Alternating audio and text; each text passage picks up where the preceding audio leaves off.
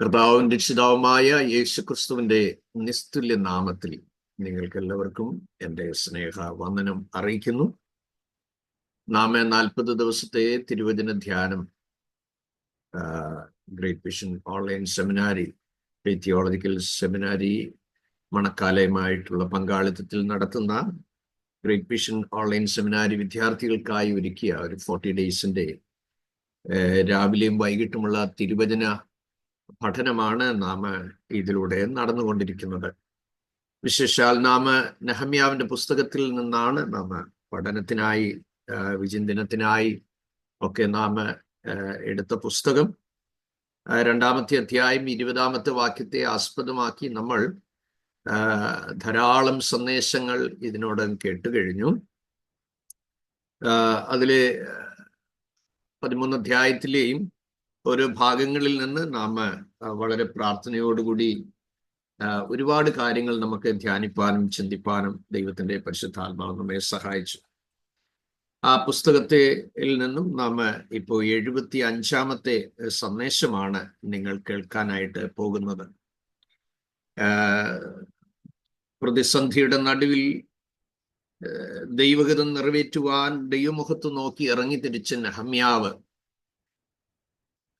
മനുഷ്യദൃഷ്ടിയിൽ യാതൊരു ആശയ്ക്കും വഴിയില്ലാതെ, ഒരനുകൂല സാഹചര്യങ്ങളും ഇല്ലാതെ വീണുകിടക്കുന്ന യെരൂശലേമിന്റെ മതില് പണിയാൻ ദൈവത്താൽ നിയുക്തനായി വന്നവന് 2 കൈയും നീട്ടി സ്വീകരിക്കുന്ന ഒരു സാഹചര്യമല്ല നാം യെരൂശലേമിൽ കണ്ടത്.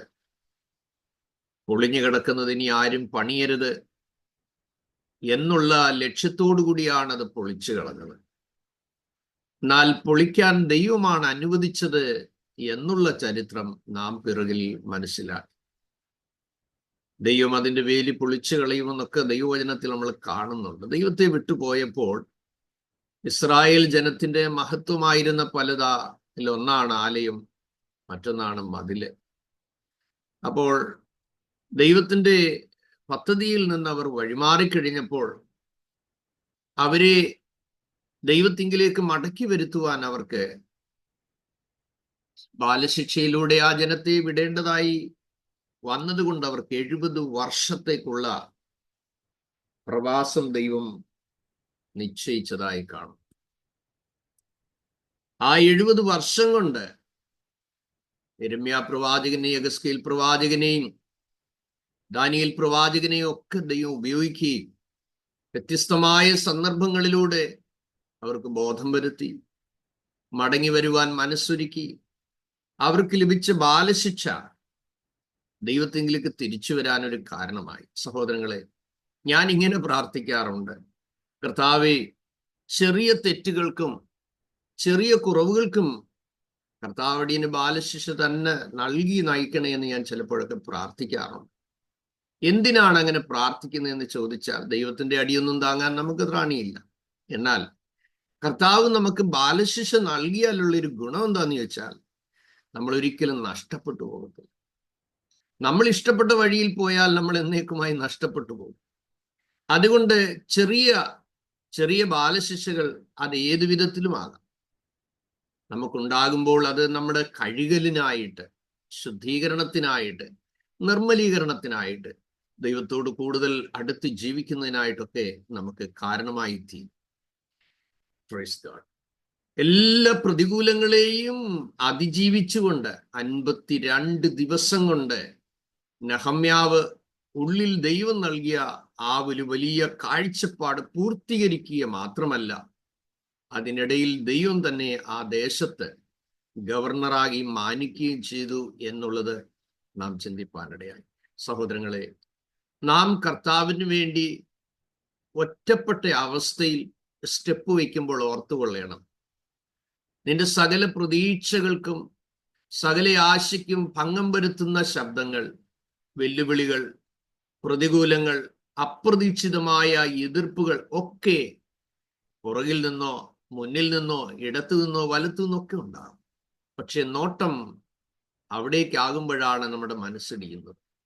മറിച്ച് അയച്ച ദൈവത്തിന്റെ മുഖത്ത് എപ്പോഴും നോക്കുവാനും നിയോഗിച്ച ദൈവാത്മാവിൽ വിശ്വസിപ്പാനും കിട്ടിയ ആത്മനിയോഗത്തിൽ പൂർണ്ണമായി ഉറയ്ക്കാനും കഴിഞ്ഞാൽ യഹോവ ഒരു മഹാവീരനെ പോലെ നിന്നോട് കൂടെ നിന്ന് നിന്റെ ദേഹത്തെ ഒരു രോമത്തിന് പോലും കേടുവരാതെ, തീയുടെ മണം പോലും തട്ടാതെ, വിശ്വാസത്താൽ സിംഹങ്ങളുടെ വായടച്ചതുപോലെ, വിശ്വാസത്താൽ രാജ്യങ്ങളെ പിടിച്ചതുപോലെ, വിശ്വാസത്താൽ തീയുടെ ബലം കെടുത്തിയതുപോലെ അചഞ്ചലമായ വിശ്വാസം, യേശുവിന്റെ നാമത്തിൽ ജയം. ഹല്ലേലൂയ. ആമേൻ. ശരീരത്തിന്റെ ആരോഗ്യം കൊണ്ടല്ല ഞാൻ നിങ്ങളോട് ഈ ദൈവവചനം പങ്കുവയ്ക്കുന്നത്. ഇന്ന് രാവിലെ ഞാൻ ഒരു 15 മിനിറ്റ് ചൂടുവെള്ളത്തിനകത്ത് ഇറങ്ങിയിരുന്നിട്ടാണ് ഈ സന്ദേശവുമായി നിങ്ങളോട് അരികിൽ വരുന്നത്. അപ്പൊ വളരെ പെയിൻഫുൾ ആണ് ഇതെല്ലാം. തുടർമാനമായി 75 പ്രസംഗം കണ്ടിന്യൂസ് ചെയ്യണമെന്നുണ്ടെങ്കിൽ അതൊന്നും എളുപ്പമുള്ള കാര്യമല്ലല്ലോ. പക്ഷെ നിങ്ങൾക്കത് ജീവിപ്പാനും ആത്മീയ വളർച്ച പ്രാപിപ്പാനും കഴിയുന്നതിൽ ഞാൻ ദൈവത്തിൽ ആനന്ദിക്കുന്നു. Praise God. നാം ചിന്തിച്ചു വന്ന ഭാഗത്തിലേക്ക് നമുക്ക് മടങ്ങി വരാം. നെഹമ്യാവിന്റെ പുസ്തകം 13-ാമത്തെ അധ്യായം, നാം അതിന്റെ 22-ാമത്തെ വാക്യമാണ് കഴിഞ്ഞ 6 ദിവസമായി ചിന്തിച്ചു വന്നത്. കഴിഞ്ഞ 2 സെഷനായി നാം ചിന്തിച്ചത് കാവൽക്കാരൻ എന്നുള്ള ആ വാക്കിനോടുള്ള ബന്ധത്തിലാണ്. കാവൽക്കാരന്റെ ദൈവം പറഞ്ഞ വാക്കുകൾ നിങ്ങൾ ശ്രദ്ധിച്ചു കാണുമല്ലോ. ഞാൻ നിന്നെ ദേശത്തിന് കാവൽക്കാരനാക്കി വെച്ചിരിക്കുന്നു എന്ന് യെഹെസ്കേലിനോട് പറഞ്ഞു, യിരെമ്യാവിനോട് പറഞ്ഞു. അപ്പോൾ യെശയ്യാവിനോടും യിരെമ്യാവിനോടും യെഹെസ്കേലിനോടും ഒക്കെ ദൈവം പറഞ്ഞത്, ഞാൻ ദേശത്ത് നിന്നെ കാവൽക്കാരനാക്കി വെച്ചിരിക്കുന്നു, ഞാൻ നിന്നെ ദേശത്ത് മാറ്റി നോക്കുന്നവനായി വെച്ചിരിക്കുന്നു എന്ന് ചില ഭാഗത്തിൽ പറയുന്നു. ഞാൻ നിന്നെ ജനത്തിന്റെ ഇടയിൽ താമ്ര ഭിത്തിയാക്കി വെച്ചിരിക്കുന്നു എന്ന് ചിലയിടത്ത് ദൈവം പറയുന്നു. സഹോദരങ്ങളെ, ദൈവം ഒരിടത്ത് നമ്മെ ആക്കി വെച്ചിരിക്കുന്നതിന്റെ ഉദ്ദേശം നാം തിരിച്ചറിഞ്ഞല്ലോ. അതെ, മറ്റൊന്നിനുമല്ല, ആ ജനത്തെക്കുറിച്ച് നമ്മൾ അലർട്ടായിരിക്കണം എന്നുള്ളതാണ്. ദൈവത്തിൽ നിന്ന് ലഭിക്കുന്ന ശബ്ദങ്ങൾ, നിയോഗങ്ങൾ, വചനങ്ങൾ, കാഴ്ചപ്പാടുകൾ അത് യഥാസമയം നമ്മൾ ലോകത്തോട് പങ്കുവയ്ക്കണം. ഒരു പട്ടണത്തിന് തീ വീഴുന്നത് നിങ്ങൾ കണ്ടെന്നിരിക്കട്ടെ അർദ്ധരാത്രിയിൽ. അപ്പോൾ കത്തിക്കയറി വരുന്നതായ ആ അഗ്നിബാധ അത് നിങ്ങളുടെ കണ്ണാലെ കണ്ടാൽ നിങ്ങൾക്ക് കണ്ണെത്തുന്ന ദൂരത്തിലോ അല്ലെങ്കിൽ ഓടി അടുക്കാൻ പറ്റുന്നതോ ആയ ദൂരത്തിൽ നിങ്ങളുടെ ഒരു സ്നേഹിതൻ പാർക്കുന്നുവെങ്കിൽ ആ വീട് എത്ര സുരക്ഷിതത്വമാണെങ്കിലും നിങ്ങളത് തല്ലിപ്പൊളിക്കും. എന്തുകൊണ്ടാണ്? ആ വീട് കത്തിത്തീരാൻ പോവുകയാണ്. അതിനുള്ളവരുടെ എല്ലാം പ്രാണൻ അപകടത്തിലാണ്. അത് കോളിമ്പല്ലടിച്ചിട്ട് തുറക്കുന്നില്ലെങ്കിൽ നിങ്ങൾ എന്ത് ചെയ്യും? നിങ്ങളുടെ കയ്യിൽ കിട്ടിയ ഉരുപ്പടി വെച്ചത് തല്ലിപ്പൊളിക്കും. വിളിച്ചേച്ച് അവർ നിങ്ങളോട് കോപിച്ചാലും പുറത്തിറക്കി ദൂരവേ വരാൻ പോകുന്ന ആ മഹാ അഗ്നിപ്രളയത്തെ കണ്ട് അവർക്ക് ബോധ്യപ്പെടുത്തി കഴിയുമ്പോൾ അവർ ആ ദേശം വിട്ട് പ്രാണരക്ഷയ്ക്കായി ഓടും. ഞാൻ ഈ പറഞ്ഞതിന്റെ പൊരുൾ നിങ്ങൾക്ക് മനസ്സിലായി കാണും. ഈ ഭൂമി തീക്കായി സൂക്ഷിച്ചിരിക്കുന്നു. കാവൽക്കാരായ നാം ചെയ്യേണ്ടത് എന്താണ്? നാം ആരാണ്? നമുക്കുള്ള പദവി എന്താണ്? നമ്മുടെ ജീവിതത്തിൽ നാം അനുഭവിച്ച സ്വർഗീയ സന്തോഷം എന്താണ്? ഈ സന്തോഷം നമ്മൾ നിശ്ചയമായും ലോകത്തോട് അറിയിക്കുക എന്നുള്ളതാണ് കാവൽക്കാരന്റെ ദൗത്യം. Praise God. പണ്ട് ഒരു ആർച്ച് ബിഷപ്പ് പറഞ്ഞ ഒരു 2 ഫലിതങ്ങൾ ഞാൻ ഓർമ്മയിൽ വരുന്നു. അത് നിത്യതയിൽ ചെന്നപ്പോൾ അയൽവാസിയായ പെന്തിക്കോസുകാരൻ കർത്താവിന്റെ മടിയിൽ ഇരിക്കുന്നത് കണ്ടിട്ട് അതേ നൈബറായ രക്ഷിക്കപ്പെടാത്ത മനുഷ്യൻ ഇങ്ങനെ ദൈവത്തോട് കരയുകയാണ്, ദൈവമേ 50 കൊല്ലമായി അവൻ എൻ്റെ അടുത്താ താമസിച്ചത്, ഇങ്ങനെയുള്ള ഒരു സത്യം ഉണ്ടായിരുന്നു എന്ന് ഇവൻ എന്നോട് പറഞ്ഞിരുന്നുവെങ്കിൽ ഞാൻ ഈ നരകത്തിൽ വരികയില്ലായിരുന്നു എന്ന്. അതുകൊണ്ട് നീ അവനെ ഒരിക്കലും സ്വർഗത്തിൽ ഇരുത്തരുത് കർത്താവേ, കാരണം ഈ സത്യം എന്നോട് അറിയിച്ചില്ല. ധനവാനായ മനുഷ്യൻ യാതനാസ്ഥലത്ത് ചെന്നപ്പോഴാണ് മാനസാന്തരത്തിന്റെ ആവശ്യം മനസ്സിലായത് എന്ന് നാം മനസ്സിലാക്കുന്നു. കർത്താവ് ആ സംഭവം പറയുമ്പോൾ അതേ ധനവാനായ മനുഷ്യൻ ലാസറിനെ കാണുന്നു, അബ്രഹാം പിതാവിന്റെ മടിയിലിരിക്കുന്നത്. നീ ലാസറിന്റെ വിരലിന്റെ അറ്റം വെള്ളത്തിലൊന്ന് മുക്കി എൻ്റെ നാവിനെ തണുപ്പിക്കേണ്ടതിന് സ്വർഗത്തിൽ നിന്ന് ഇങ്ങോട്ടൊന്നും വിടണമേ എന്ന് പറയുകയാണ്. സമയത്ത് ഒരു തുള്ളി വെള്ളം ധനവാൻ ലാസറിന് കൊടുത്തില്ല. കാരണം അവൻ വ്രണം നിറഞ്ഞവനായി കിടന്നു കഴിഞ്ഞപ്പോൾ അവന്റെ അടുക്കൽ അടുക്കാനൊന്നും അവർക്ക് മനസ്സുണ്ടായില്ല. നായ്ക്കൾ വന്നവന്റെ ശരീരം നക്കുന്നു എന്നാ വായിക്കുന്നത്. വേദശാസ്ത്രികൾ പറയുന്നത് മരിച്ചപ്പോൾ അവനെ ദൂതന്മാർ അബ്രഹാം പിതാവിന്റെ മടിയിലേക്ക് കൊണ്ടുപോയി എന്നും അവനെ അടക്കിയതായി കാണുന്നില്ല. കാരണം നായ്ക്കൾ താൻ വ്രണം നിറഞ്ഞവനായി ഇരിക്കുമ്പോൾ അവനെ വന്ന് ക്ലീൻ ചെയ്യുന്നത് നായ്ക്കളാണ്. അപ്പോൾ ഈ നായ്ക്കൾ ശരീരത്തിന്റെ അഴുകിയ ശരീരത്തിന്റെ രുചി പറ്റിയിട്ട് അദ്ദേഹം മരിച്ചു കഴിഞ്ഞപ്പോൾ നായ്ക്കൾ അദ്ദേഹത്തിന്റെ മാംസം ഭക്ഷിച്ചു കാണും എന്നാണ് ചിന്തകന്മാര് പറയുന്നത്. നോക്കുക, ഒരടക്കം നന്നായിട്ട് കിട്ടിയില്ലെങ്കിലും ഒടുക്കം വളരെ മഹത്തരമായ സ്ഥലത്തായിരുന്നു എന്നുള്ളതാണ്.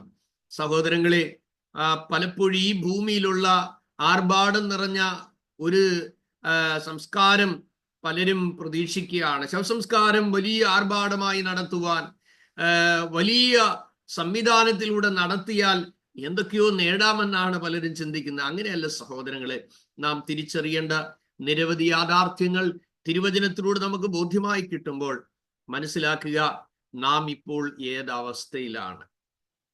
നമുക്ക് ദൈവം നൽകിയിരിക്കുന്ന ശ്രേഷ്ഠ പദവികൾ എന്താണ്? ഇത് നാം തിരിച്ചറിഞ്ഞു കഴിയുമ്പോൾ ഇതിന് അർഹരായ ആളുകൾക്ക് നാം അത് അറിയിക്കുക എന്നുള്ളതാണ് ഏറ്റവും അതിമഹത്തായ നമ്മുടെ കടപ്പാട്. ഈ കടപ്പാടും കർത്തവ്യത്തിൽ നിന്നും വീണ്ടും ജനനം പ്രാപിച്ച ഒരു വ്യക്തിക്കും ഒരിക്കലും ഒഴിഞ്ഞിരിക്കാൻ കഴിയുകയില്ല. കാരണം ലോകത്തിൽ ഏറ്റവും വലിയ ഉദ്യോഗം കർത്താവിന്റെ വേലയാണ്. രക്ഷിക്കപ്പെട്ട എല്ലാ മനുഷ്യരും അതിൽ പങ്കാളികളാണെന്നാണ് തിരുവചനം പറയുന്നത്. ആത്മഭാരം ഇല്ലാത്ത ഒരു വ്യക്തി പോലും ശരിയായ നിലയിൽ രക്ഷിക്കപ്പെട്ട ആളുകളല്ല. പ്രാർത്ഥനാ ജീവിതത്തിലേക്ക് പ്രവേശിക്കാത്ത ഒരു മനുഷ്യനും ശരിയായ നിലയിൽ രക്ഷിക്കപ്പെട്ട വ്യക്തികളല്ല. കാരണം ക്രിസ്തുവിൽ ജനിച്ചവൻ ക്രിസ്തുവിൽ ജീവിക്കും. ക്രിസ്തുവിൽ ജീവിക്കുന്നവനാണ് ക്രിസ്തുവിൽ മരിക്കുന്നത്. നാം രക്ഷിക്കപ്പെട്ടു, സ്നാനപ്പെട്ടു, അഭിഷേകം പ്രാപിച്ചു, കൂട്ടായ്മയ്ക്ക് പോകുന്നു, വരുന്നു. പക്ഷേ പഴയ സ്വഭാവവും പഴയ ജീവിതശൈലിയും പഴയ തലങ്ങളിലുമാണ് നമ്മൾ ജീവിക്കുന്നതെങ്കിൽ നമ്മൾ വളരെ അപകടകരമായ ഒരു തലത്തിലാണ് ജീവിക്കുന്നത്. ക്രിസ്തുവേശുവിൽ വളർച്ച പ്രാപിക്കണമെങ്കിൽ ക്രിസ്തുവേശുവിൽ ആകുന്ന മുന്തിരി വള്ളിയുടെ ഒരു ശാഖയായി തന്നെ നമ്മൾ നിന്നേ കഴിയുകയുള്ളൂ എന്നുള്ളത് മനസ്സിലാക്കണം. നാം സ്വയം മറക്കുവാനും ക്രിസ്തുവേശുവിൽ മറയുവാനും ആഗ്രഹിച്ചെങ്കിൽ മാത്രമേ ക്രിസ്തു നമ്മളിൽ തഴച്ചു വളരുവാൻ ഇടയായി തീരുകയുള്ളൂ എന്നുള്ള കാര്യം ഓർക്കണം. Praise God. അപ്പോൾ ഇനി നാം ചിന്തിക്കുന്നത് കാവൽക്കാരനെ സംബന്ധിച്ച് പുതിയ നിയമ വെളിച്ചത്തിൽ വീണ്ടും ജനനം പ്രാപിച്ച ദൈവമക്കളുടെ അവസ്ഥ എന്താണ് എന്ന് നാം തിരിച്ചറിയണം. നിങ്ങൾക്കൊരു ഗുഡ് ന്യൂസ് ആണ് ഞാൻ പറയാൻ പോകുന്നത്. ഫിലിപ്പിയർക്ക് എഴുതിയ ലേഖനം 3-ാമത്തെ അധ്യായം അതിന്റെ 20-ാം വാക്യം, but our citizenship is in heaven, praise God, and from it we await a savior, the Lord Jesus Christ എന്ന് നമ്മൾ വായിക്കുന്നു. എന്താണ്? നമ്മുടെ പൗരത്വമോ സ്വർഗത്തിലാകുന്നു. Praise the lord. അവിടെ നിന്ന് നമ്മുടെ രക്ഷിതാവായ യേശു ക്രിസ്തു തന്റെ വരവിനായി നമ്മൾ എന്തിരിക്കുന്നു? കാത്തിരിക്കുന്നു. ആർക്കെങ്കിലും വായിക്കാം, എന്താ എഴുതിയിരിക്കുന്നത്? നമ്മുടെ പൗരത്വമോ സ്വർഗത്തിലാകുന്നു. അപ്പോൾ ശ്രദ്ധിച്ചോണം, it's a wonderful good news ആണ്.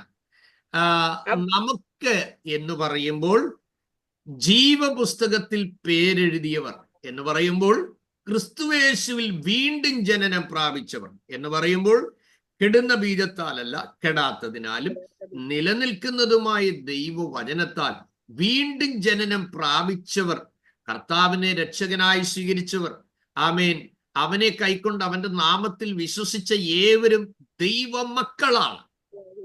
ആ ദൈവമക്കളായവരുടെ ജോലി, അടുത്ത സ്റ്റെപ്പാണ് ക്രിസ്തുവിനോട് ചേരുവാൻ സ്നാനം സ്വീകരിക്കുക എന്നുള്ളത്. റോമർ 6:2 പറയുന്നു, അല്ല, യേശു ക്രിസ്തുവിനോട് ചേരാൻ സ്നാനമേറ്റവരായ നാം എല്ലാവരും തന്റെ മരണത്തിൽ പങ്കാളികളായി തീർന്ന സ്നാനത്താൽ അവനോട് കൂടെ കുഴിച്ചിടപ്പെട്ടു. സ്നാനം എന്ന് പറയുന്നത് അടക്കമാണ്. ടു ഡിപ്പ്, മറവ് ചെയ്യുക, താഴ്ത്തുക എന്നൊക്കെയുള്ള അർത്ഥമുണ്ട്. ഞാൻ ഏതാണ്ട് 26-ൽ പരം വാക്യങ്ങൾ സ്നാനം എന്ന വിഷയത്തോടുള്ള ബന്ധത്തിൽ നിങ്ങൾക്ക് ഒരു 2 weeks ബാക്ക് ഉള്ള ക്ലാസ്സിൽ പങ്കുവെച്ചത് നിങ്ങൾക്ക് ഓർമ്മയുണ്ടാകുമല്ലോ. ഞാനിപ്പോൾ അതിലേക്ക് പ്രവേശിക്കുന്നില്ല. അടുത്ത പടി എന്ന് പറയുന്നത് പരിശുദ്ധാത്മാവിനെ പ്രാപിക്കുക എന്നുള്ളതാണ്.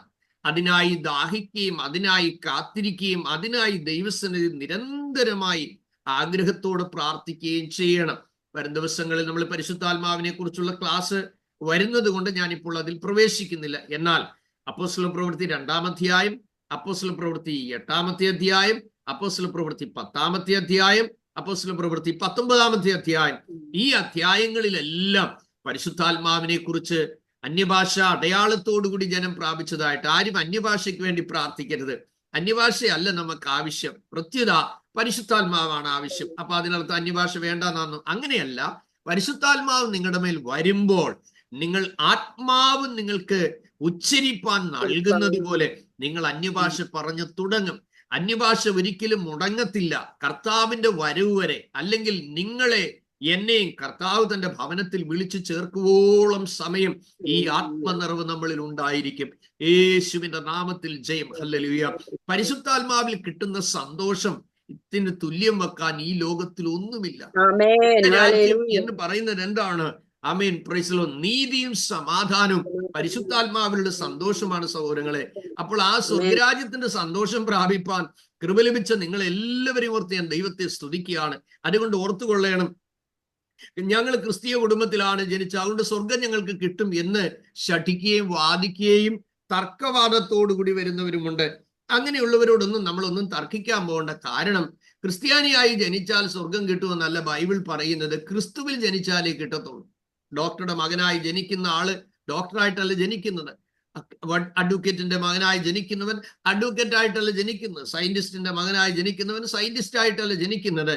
അപ്പം പോയ പാതയിൽ പോയി കഴിഞ്ഞാൽ അതിന്റെ ശരിയായ വില കൊടുത്ത് ആ ഒരു എല്ലാ പേപ്പർ വർക്കുകളും ഫിനിഷ് ചെയ്ത് കോൺവെക്കേഷനിലും അറ്റൻഡ് ചെയ്ത് റെക്കഗ്നൈസ്ഡ് യൂണിവേഴ്സിറ്റിയിൽ നിന്ന് കിട്ടേണ്ടത് കിട്ടിക്കഴിയുമ്പോൾ മാത്രമേ ആ പദവിക്ക് അർഹനാകത്തുള്ളൂ. പോരാ, പിന്നെയും പ്രാക്ടീസ് കിടക്കുകയാണ്. അങ്ങനെ പല കാര്യങ്ങളുണ്ട്. അതുകൊണ്ട് ക്രിസ്തി ചാക്കോച്ചന്റെയും മറിയാമ്മയുടെയും മോനായിട്ട് ജനിച്ചത് കൊണ്ട് സ്വർഗത്തിൽ പോകാൻ ആർക്കും കഴിയത്തില്ല. കാരണം അവനെ കൈക്കൊള്ളണം, അവന്റെ നാമത്തിൽ വിശ്വസിക്കണം. നമ്മളുടെ മുൻകാലങ്ങളിൽ നമ്മൾ ആയിരുന്ന സാമുദായിക ചട്ടക്കൂടിൽ ആദ്യ കുർബാന എടുക്കുന്ന സമയത്ത് അന്നേരവും പറയും കുമ്പസാരിച്ച് അങ്ങോട്ട് കയറുമ്പോൾ ദൈവബദലായി തീർന്നു കൊള്ളാമെന്ന്. പക്ഷേ ശിശുസ്നാനം കൊടുക്കുന്ന സമയത്ത് തലതൊട്ടപ്പൻ നിന്നിട്ട് പറയും, ഞാന് സാത്താനെ ഉപേക്ഷിക്കുന്നു, മെസ്സിഹായെ സ്വീകരിക്കുന്നു, കുഞ്ഞിന് വേണ്ടിയാ. അപ്പൊ ഞാൻ ചോദിക്കാറുണ്ട്, അതെ അങ്ങനെ ഉണ്ടെങ്കിൽ കല്യാണ സമയത്തിനും അപ്പച്ചൻ വന്ന് ഉപസമ്മതം അങ്ങ് പറഞ്ഞാൽ പോരെ മക്കൾക്ക് വേണ്ടി? അത് പറ്റത്തില്ല. കൂടെ ജീവിക്കണമെന്നുണ്ടെങ്കിൽ ആളിനെ മനസ്സിലാക്കി ഉടമ്പടി ചെയ്യണം, അല്ലേ? അപ്പോൾ സ്നാനം എന്ന് പറയുന്ന വിഷയം അത് കൊടുക്കേണ്ടതല്ല, അത് എടുക്കേണ്ടതാണ്. അത് അടിച്ചേൽപ്പിക്കേണ്ടതല്ല, വിശ്വസിച്ചതിന് ശേഷം മാത്രമുള്ളതാണ്. കല്യാണത്തിന് വേണ്ടി സ്നാനപ്പെടുന്ന പിള്ളേരുണ്ട്. ഒരിക്കലും അങ്ങനെ ചെയ്യരുത്. പെട്ടെന്ന് അവനെ ഒന്ന് മുക്കി എടുത്തേച്ച് നമുക്ക് വെന്തിക്കോസി ചേർത്ത് കല്യാണം കഴിപ്പിക്കാൻ നോ അങ്ങനെ ചെല്ലരുത്. സ്നാനപ്പെടുന്നത് കല്യാണം കഴിക്കാൻ വേണ്ടിയല്ല, സ്നാനപ്പെടുന്നത് ക്രിസ്തുവിനോട് ചേരുവാനാണ്. അത് മരിച്ചവരെ മാത്രമേ കുഴിച്ചിടാവൂ. മരിക്കാത്തവരെ കുഴിച്ചിട്ടാ കോടതി കേസ് ഫയൽ ചെയ്യും, അല്ലേ? അങ്ങനെയാണ്. അതുകൊണ്ട് പാപത്തിൽ മരിച്ച് നീതിക്ക് ജീവിക്കേണ്ടതിന് വേണ്ടി ഒരുവൻ ദൈവബദലായി തീർന്നു കഴിയുമ്പോഴാണ് അവന്റെ പഴയ മനുഷ്യൻ മരിക്കുന്നത്. ആ വ്യക്തിയാണ് കുഴിച്ചിടാനായിട്ട് ദൈവം അത് എഴുതിയിരിക്കുന്നത്. സ്നാനം ജഡത്തിന്റെ അഴുക്ക് കളയുന്നതല്ല, ദൈവത്തോടുള്ള നല്ല മനസാക്ഷിയാണ്. പരീശന്മാരും ശാസ്ത്രിമാരും അത് യേശു ക്രിസ്തുവിന്റെ ആലോചനയായ ദൈവത്തിന്റെ ആലോചനയായ സ്നാനം സ്വീകരിക്കാതെ തങ്ങൾക്ക് തന്നെ വൃഥാവാക്കി കളഞ്ഞു എന്ന് വായിക്കുന്നു. അല്പജനം എന്ന് വെച്ചാൽ 8 പേർ അതേ പെട്ടകത്തിലൂടെ കടന്നു. അത് സ്നാനത്തിനൊരു മുൻകുറി എന്ന് നമ്മൾ വായിക്കുന്നു. അത് എപ്പോഴാണ് സ്നാനം? പൂർണ്ണ ഹൃദയത്തോടെ വിശ്വസിച്ചെങ്കിൽ മാത്രമേ ആകാവൂ. പോകുന്ന വഴിയിൽ ഷണ്ണൻ ചോദിക്കുന്നു, ഇതാ വെള്ളം, ഞാൻ സ്നാനമേൽക്കുന്നതിന് എന്ത് വിരോധം? എന്നാ സഹോദര സ്നാനപ്പെട്ടാട്ടെ, ഞാൻ ശമരിയിൽ ഇപ്പൊ ഇങ്ങോട്ട് വന്നതേ ഉള്ളൂ, ഇതാണ് ദൈവ പദ്ധതി എന്ന് പറഞ്ഞ് പിടിച്ചു മുക്കാൻ പോയില്ല. അദ്ദേഹത്തോട് ചോദിക്കുകയാണ്, നീ വായിക്കുന്നത് ഗ്രഹിക്കുന്നോ? ആദ്യം വചനം മനസ്സിലാക്കുക. അങ്ങനെ പോകുന്ന വഴിയിൽ ഇത് ആരെ കുറിച്ചാണ് എഴുതിയിരിക്കുന്നത്? എന്നെ കുറിച്ചാണോ അതോ മറ്റൊരു ആരെ കുറിച്ചാണോ എന്ന് എഴുതിയിരിക്കുമ്പോൾ വചനം പറയുന്ന എന്താണ്? ഇതിലൂടെ അറുപ്പാനുള്ള ആടുകളെ പോലെ എണ്ണി എന്നുള്ള ഭാഗം വായിച്ചു വരുമ്പോൾ അതിലൂടെ യേശു ക്രിസ്തുവിനെ കുറിച്ചുള്ള സുവിശേഷം അറിയിച്ചു. സ്നാനത്തെ കുറിച്ച് പറഞ്ഞു എന്നല്ല അവിടെ എഴുതിയിരിക്കുന്നത്. അപ്പൊ യേശു ക്രിസ്തുവിനെ കുറിച്ചുള്ള സുവിശേഷം അറിയിച്ചു കഴിഞ്ഞപ്പോൾ ഷണ്ണൻ പറയുന്നു, ഇതാ വെള്ളം, സ്നാനമേൽക്കുന്നതിന് എന്ത് വിരോധം? അപ്പം തിരുവചനം സുവിശേഷത്തിനകത്ത് ബാപ്റ്റിസം ഉണ്ട്. സ്തോത്രം. പിന്നെ നമ്മൾ കാണുന്ന എന്താണ്? ഇരുവരും വെള്ളത്തിൽ ഇറങ്ങി എന്നാണ് എഴുതിയിരിക്കുന്നത്. ഇന്ന് ബക്കറ്റിൽ വെള്ളം കോരി തലയിലൊഴിക്കുന്ന സിസ്റ്റം പലയിടത്ത് കാണുന്നു. എന്തെല്ലാം രീതികളാണ് സഹോദരങ്ങളെ! ദൈവം വെച്ചിരിക്കുന്ന വ്യവസ്ഥകളും ദൈവം പറഞ്ഞിരിക്കുന്ന വചനങ്ങളും അഴിച്ചു മാറ്റാനോ അതിനോട് കൂട്ടിച്ചേർക്കാനോ അതിനെ കുറച്ചു കാണിക്കാനോ ഒന്നും മനുഷ്യർക്ക് അധികാരമില്ല. ഇത് മഹാരാജാവിന്റെ കൽപ്പനാശബ്ദമാണ് തിരുവെഴുത്തെന്നുള്ള കാര്യം നിങ്ങൾ പഠിച്ചു വരുന്നതിനാൽ ഞാൻ ദൈവത്തിന് നന്ദി പറയുന്നു. അതുകൊണ്ട് ആമേൻ, പിതാവിന്റെയും പുത്രന്റെയും പരിശുദ്ധാത്മാവിന്റെയും നാമത്തിൽ സ്നാനം കഴിപ്പിക്കണം എന്നാണ് യേശു പറഞ്ഞിരിക്കുന്നത്. നമ്മൾ മത്തായി 3-ാം അധ്യായത്തിൽ നമ്മൾ കാണുന്നുണ്ട്. അന്ന് യെരൂശലേമിൽ യഹൂദ്യ ദേശക്കാരൊക്കെയും ആമേൻ യോർദാന്റെ ഇരുകരയിലുമുള്ള എല്ലാ നാട്ടുകാരും പുറപ്പെട്ടു വന്ന് അവന്റെ കീഴിൽ യോർദാൻ നദിയിൽ സ്നാനമേറ്റതായി നമ്മൾ വായിക്കുന്നുണ്ട്. അപ്പോൾ കർത്താവായി യേശു ക്രിസ്തു ആമേൻ യോഹന്നാൻ സ്നാപകൻ പ്രസംഗിച്ചത് മാനസാന്തരം, യോഹന്നാൻ തടവിലായി കഴിഞ്ഞപ്പോൾ ക്രിസ്തു പറഞ്ഞത് മാനസാന്തരം, ആമേൻ പുനരുദ്ധാനത്തിന് ശേഷം ശിഷ്യന്മാര് പറഞ്ഞത് മാനസാന്തരം, ഈ തുടർമാനമായി ഈ സന്ദേശം കഴിഞ്ഞ 2000-ൽ പരം വർഷങ്ങളായി ലോകത്തോട് അറിയിച്ചു കൊണ്ടിരിക്കുകയാണ്. അപ്പോൾ ഞാൻ പറഞ്ഞു വന്നത്, ആമേൻ, സ്നാനം എന്നുള്ളത് ദൈവത്തിന്റെ കൽപ്പനയാണ്, ദൈവത്തിന്റെ ആലോചനയാണ്, കർത്താവ് കൽപ്പിച്ച മാതൃകയാണ്. വിശ്വസിക്കുകയും സ്നാനം ഏൽക്കുകയും ചെയ്യുന്നവൻ രക്ഷിക്കപ്പെടുമെന്നാണ്. അതുകൊണ്ട് വിശ്വസിക്കാത്തവൻ ശിക്ഷാവിധിയിൽ അകപ്പെടും. അതുകൊണ്ട് സഹോദരങ്ങളെ, ദൈവം നമ്മളെ ന്യായം വിധിക്കുമ്പോൾ, നിങ്ങളെ ന്യായം വിധിക്കുമ്പോൾ, എന്നെ ന്യായം വിധിക്കുമ്പോൾ എന്റെ വിധി വേറൊരാൾ ഏറ്റുവാങ്ങാൻ വരില്ല. അപ്പോൾ സത്യം മനസ്സിലാക്കി ഒരാൾ സ്നാനത്തിന് തയ്യാറാകുമ്പോൾ അവരെ ഒരിക്കലും തടയരുത്. സത്യം മനസ്സിലാക്കാൻ ഒരിക്കലും ബാപ്റ്റിസം എടുക്കരുത്. അപ്പോൾ തിരുവെടുത്ത് നന്നായി മനസ്സിലാക്കുക. നിങ്ങളിപ്പോൾ ഒട്ടനടി സ്നാനപ്പെടണം എന്നുള്ളൊരു തീരുമാനത്തിൽ ഇരിക്കുന്നവരുണ്ടെങ്കിൽ നിങ്ങൾ തിരുവെടുത്ത് ശോധന ചെയ്യണം. നിങ്ങൾ ക്രിസ്തുവിന് വേണ്ടി മരിക്കാനാണ് സമർപ്പിക്കപ്പെട്ടിരിക്കുന്നത്. നിങ്ങൾ ക്രിസ്തുവിന് വേണ്ടി ജീവിക്കാനാണ് സമർപ്പിക്കപ്പെട്ടിരിക്കുന്നത്. നിങ്ങൾ ക്രിസ്തുവിന്റെ മഹിമ കണ്ട സാക്ഷിയായി തീരാനാണ് സമർപ്പിക്കപ്പെട്ടിരിക്കുന്നത്.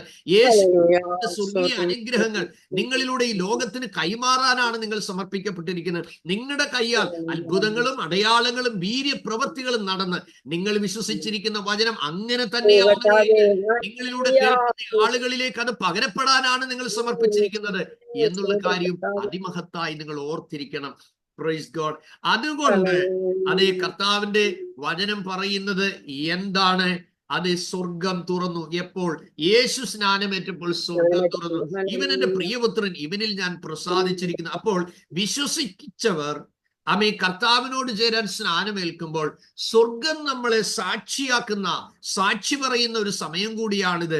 എന്താണ്? ഇവൾ എന്റെ പ്രിയപുത്രൻ, പുത്രി, ഇവൻ എന്റെ പ്രിയപുത്രൻ, ഇവനിൽ ഞാൻ പ്രസാദിച്ചിരിക്കുന്നുവെന്ന്. അപ്പോൾ സ്നാനം ഏൽക്കുന്നത് സഭ മാറാനല്ല, സംഘടനകളോട് ചേരാനല്ല. ആമേ സ്നാനം ഏൽക്കുന്നത് ക്രിസ്തുവിനോട് ചേരാനാണ്. അപ്പോൾ രക്ഷിക്കപ്പെട്ട ഒരു ദൈവപൈതലായി തീർന്ന ഒരാൾ ഒരിക്കലും അത് നീട്ടിവെക്കാൻ പാടില്ല. ബോധ്യമായ സത്യങ്ങളാണെങ്കിൽ അത് ഉടനടി സ്വീകരിപ്പാനുള്ള നിയോഗവും തീരുമാനവും എടുക്കുകയും ദൈവസന്നിധിയിൽ ക്ഷമയോടെ കാത്തിരുന്ന്, എന്റെ കർത്താവേ, അങ്ങ് എന്നെ ഒരു ദൈവപൈതലാക്കി മാറ്റിയല്ലോ, അങ്ങ് എന്നെ ജീവന്റെ പുസ്തകത്തിൽ എന്റെ പേര് എഴുതിയല്ലോ കർത്താവേ, അങ്ങനെയുണ്ടെങ്കിൽ എനിക്ക് അങ്ങയോട് ചേരുവാൻ അങ്ങ് കാണിച്ചു തന്ന മാതൃകയായ സ്നാനം, അങ്ങ് കൽപ്പിച്ച വചനപ്രകാരമുള്ള കൽപ്പനയായ സ്നാനം എനിക്ക് സ്വീകരിക്കണം. എന്റെ പ്രിയപ്പെട്ടവരും എന്റെ പ്രിയപ്പെട്ടവൾക്കും എന്റെ മാതാപിതാക്കൾക്കും അതിന് അവസരം ലഭിക്കാത്തവരായി ഇരിക്കുന്നവരുണ്ടെങ്കിൽ അവർക്കൊക്കെ സ്വർഗത്തിലെ ദൈവം ഒരു വിസിറ്റേഷൻ കൊടുക്കണമേ എന്ന് നിങ്ങൾ പ്രാർത്ഥിക്കണം.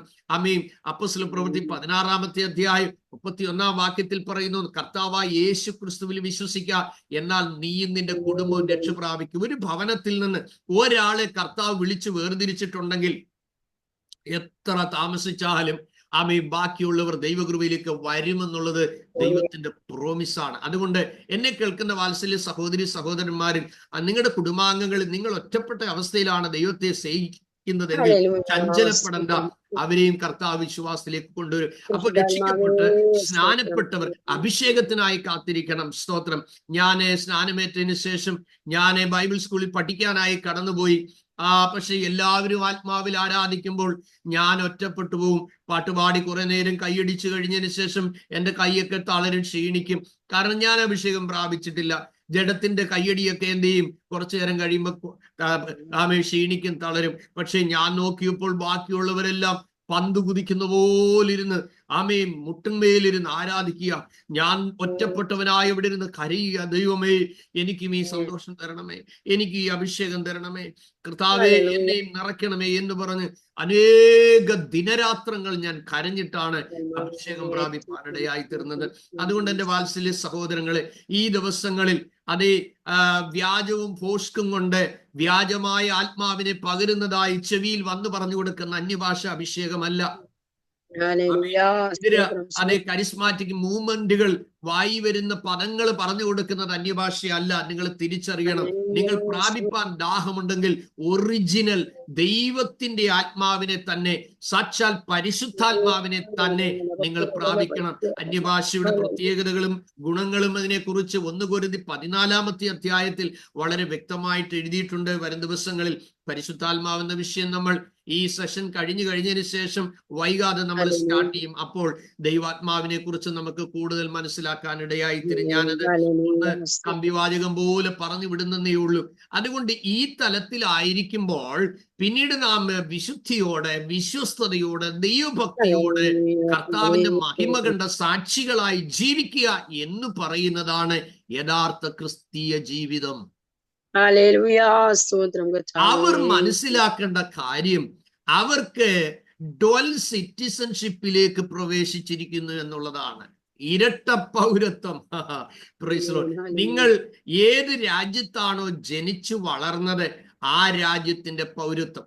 ഇപ്പം UK-യിലും ഓസ്ട്രേലിയയിലേക്കും ന്യൂസിലൻഡിനും ലോകത്തിന്റെ വിവിധ രാജ്യങ്ങളിൽ മൈഗ്രേറ്റ് ചെയ്ത ആളുകളുണ്ട്.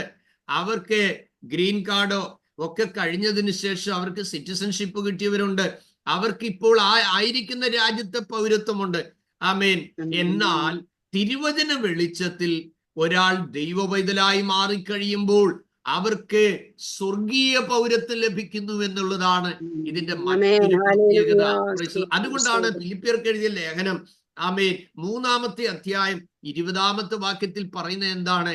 ആമേൻ, നമ്മുടെ പൗരത്വമോ സ്വർഗത്തിലാകുന്നു. സഹോദരങ്ങൾ ശ്രദ്ധിക്കണം.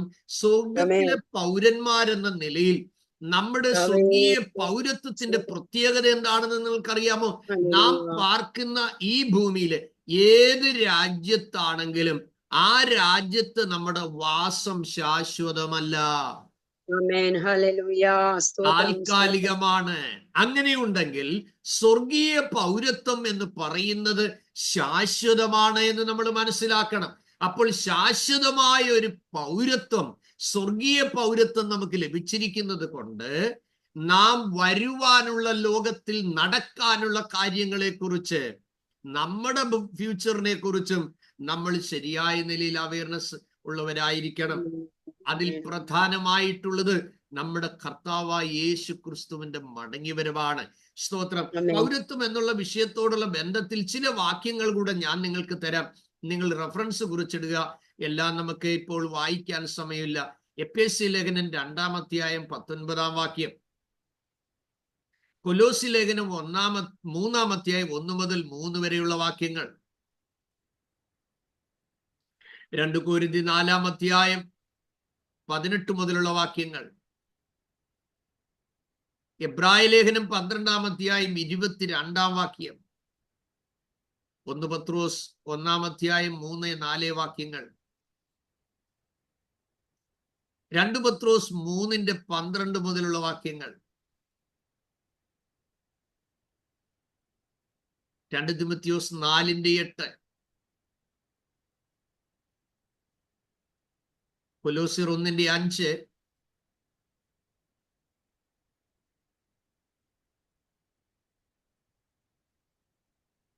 എഫേസ്യ ലേഖനം 2:6. എഫേസ്യ ലേഖനം 2:6 ഒരാൾ എടുത്ത് വായിച്ചാട്ടെ. അപ്പോൾ സ്വർഗീയ പൗരത്വം നമുക്ക് ലഭിച്ചിരിക്കുകയാണ്. ചില വാക്യങ്ങളോട് നിങ്ങൾക്ക് തരാം. ഈ വാക്യം വായിച്ചു കഴിഞ്ഞതിന് ശേഷം എഫേസ്യ ലേഖനം 2-ാമത്തെ അധ്യായം അതിന്റെ 6-ാമത്തെ വാക്യത്തിൽ എന്ത് പറയുന്നു?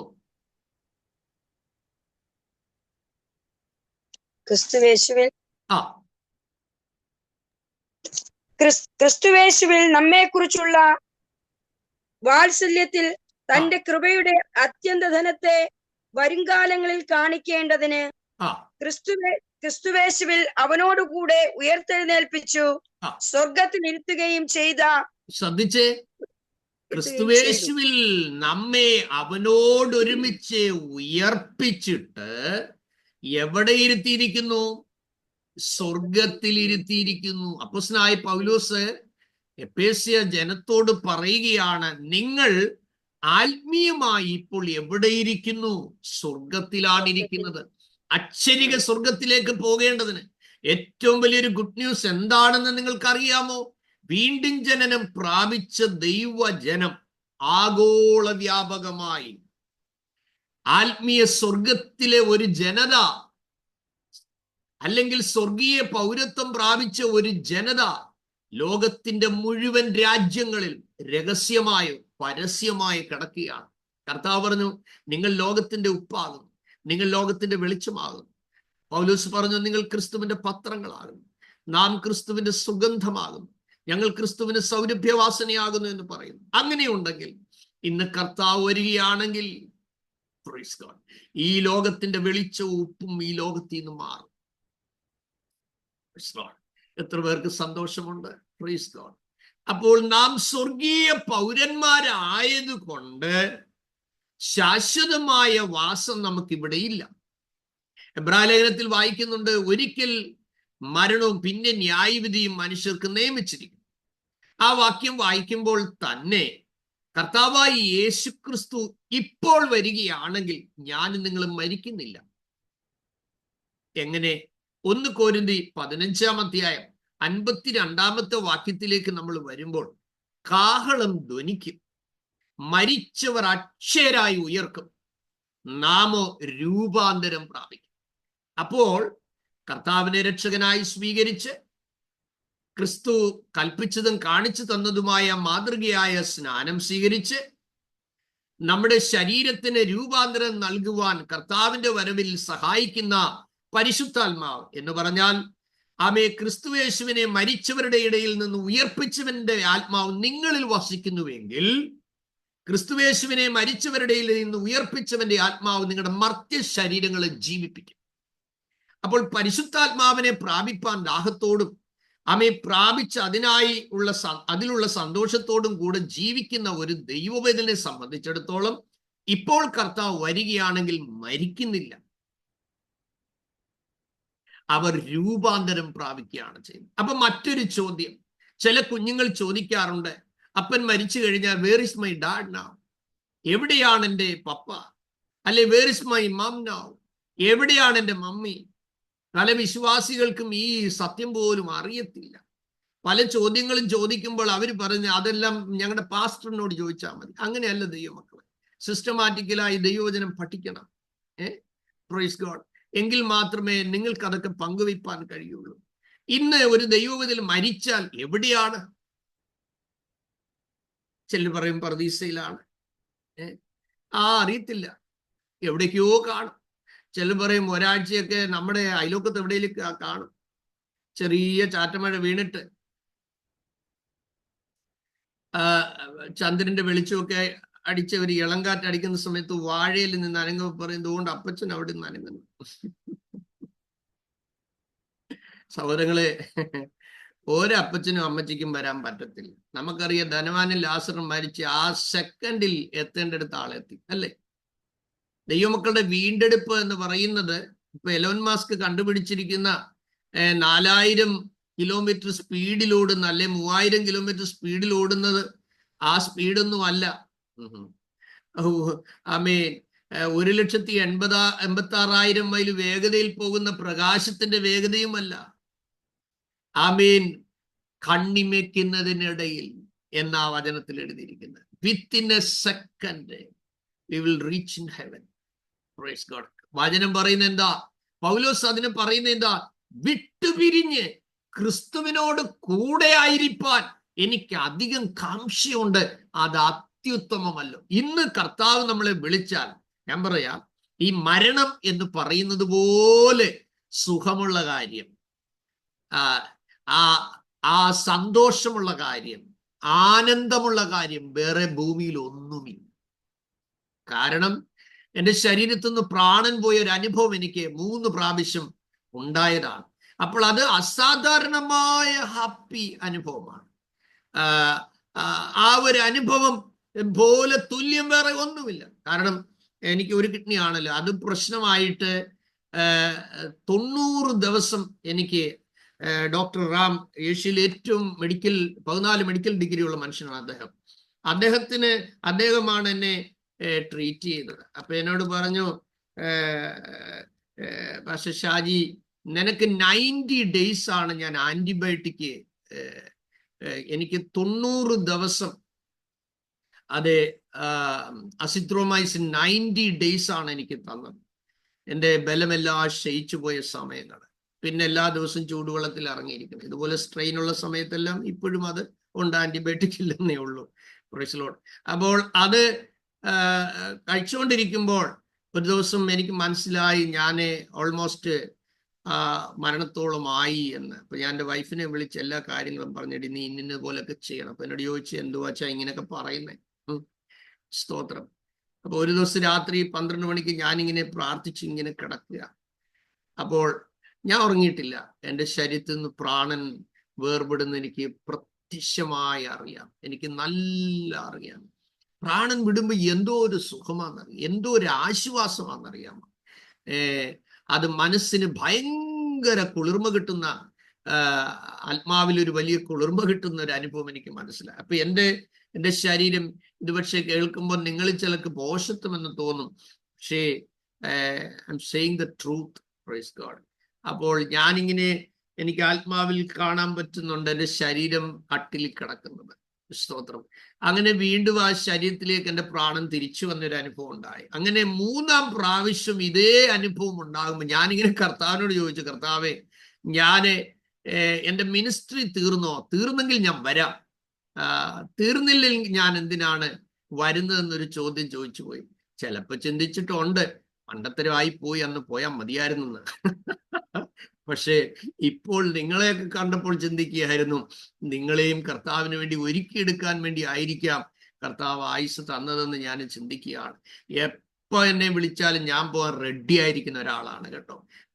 ഞാനതിന് ദൈവത്തോട് പറയാറുള്ള കാര്യം, എൻ്റെ മിനിസ്ട്രി തീർന്നാൽ പിന്നെ ഞാൻ പ്രയോജനമില്ലാത്തവനായി ഒരു സെക്കൻഡ് പോലും മണ്ണിലായിരിക്കരുത്, എൻ്റെ വീട്ടിൽ എന്നെ വിളിച്ചോണം എന്ന് ഞാൻ ദൈവത്തോട് പറയാറുണ്ട്.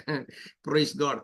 അപ്പൊ അതുകൊണ്ട് നമ്മുടെ ഭാഗ്യകരമായ പ്രത്യാശ നമ്മുടെ കർത്താവിന്റെ മടങ്ങിവരവാണ് എന്നുള്ള കാര്യം നമ്മൾ തിരിച്ചറിഞ്ഞു കൊള്ളണം. അതുകൊണ്ട് സ്വർഗീയ പൗരന്മാരെന്ന നിലയിലുള്ള ഒരു പൗരത്വം കൂടെ ഈ ദൈവവചനം അനുസരിച്ചവർക്ക് കിട്ടിയിരിക്കുന്നു എന്നുള്ള കാര്യം ഞാൻ നിങ്ങളെ ഓർമ്മപ്പെടുത്തുകയാണ്. തിരിച്ചറിയണം ദൈവമക്കളെ, ഇവിടുത്തെ പൗരത്വം ശാശ്വതമല്ല, താൽക്കാലികമാണ്. എന്നാൽ സ്വർഗീയ പൗരത്വം ശാശ്വതമാണ്, അത് നിത്യമാണ്, അത് ഏറ്റവും ആനന്ദകരമാണ് എന്നുള്ള കാര്യം മനസ്സിലാക്കണം. അപ്പോൾ ഇവിടെ നമ്മൾ കാണുന്നത് എന്താണ്? അത് നമ്മളെ ക്രിസ്തുയേശുവിനോടുകൂടെ ഉയർപ്പിച്ച് സ്വർഗത്തിൽ ഇരുത്തിയിരിക്കുന്നു.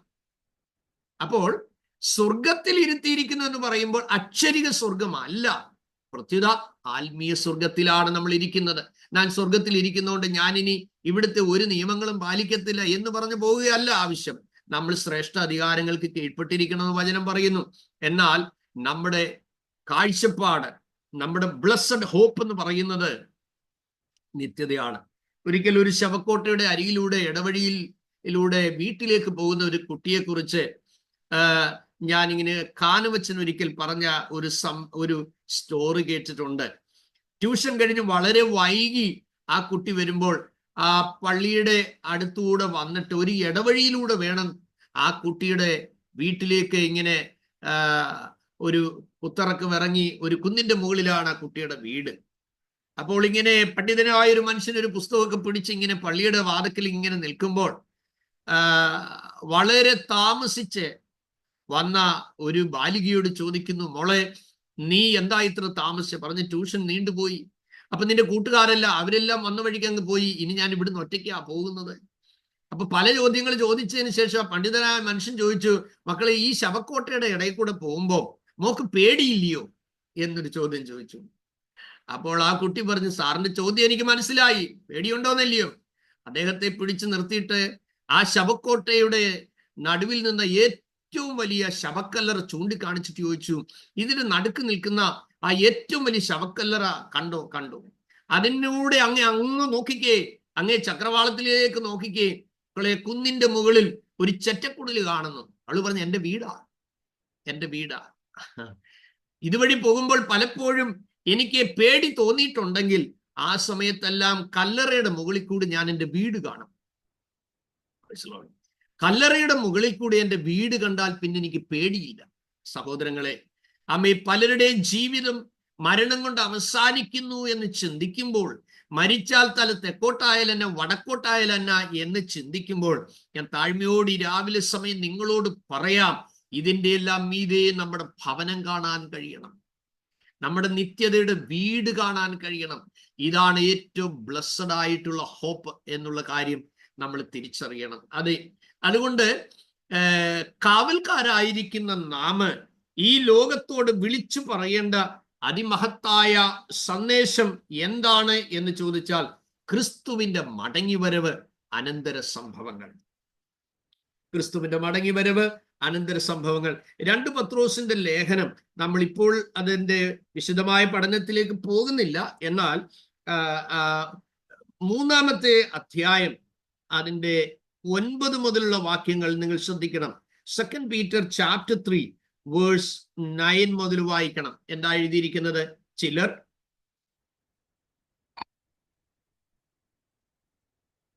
2 പത്രോസ് 3-ാം അധ്യായം 9 മുതൽ.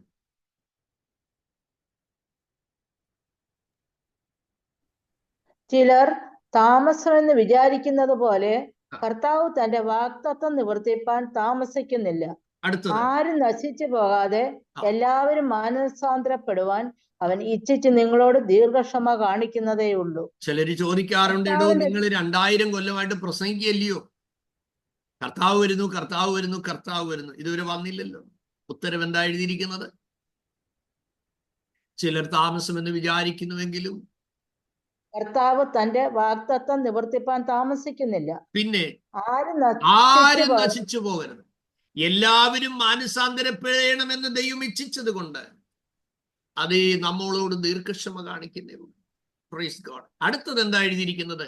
കർത്താവിന്റെ ദിവസമോ കള്ളനെ പോലെ വരും. കള്ളനെ പോലെ വരും. കർത്താവ് കള്ളനായിട്ട് വരും എന്നല്ല എഴുതിയിരിക്കുന്നത്. കള്ളൻ വരുന്നത് ആട്ടുകല്ലെടുക്കാനും അമ്മിക്കല്ലെടുക്കാനും ഫ്രിഡ്ജ് എടുക്കാനും ഒന്നും അല്ലല്ലോ വരുന്നത്. കള്ളൻ വരുന്നത് ഏറ്റവും വിലപിടിപ്പുള്ളത് എടുക്കാനാണ്. അപ്പോൾ കള്ളൻ വരുന്ന ടൈം എപ്പോഴാണെന്ന് അറിയാമോ? അറിയത്തില്ല. അപ്പോൾ കർത്താവിന്റെ ദിവസമോ കള്ളനെ പോലെ വരും.